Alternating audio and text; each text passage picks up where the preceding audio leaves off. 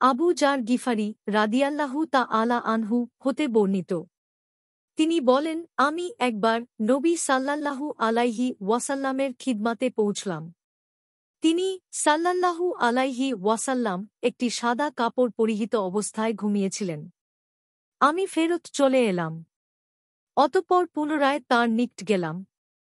তখন তিনি সাল্লাল্লাহু আলাইহি ওয়াসাল্লাম জেগেছিলেন।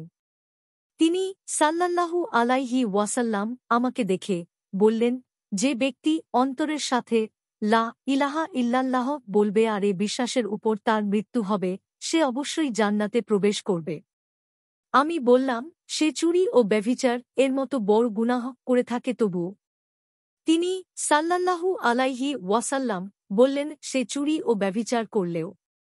আমি পুনরায় জিজ্ঞেস করলাম, চুরি ও ব্যভিচার করার পরও? তিনি সাল্লাল্লাহু আলাইহি ওয়াসাল্লাম বললেন, হ্যাঁ, চুরি ও ব্যভিচারের ন্যায় গুনাহ করলেও।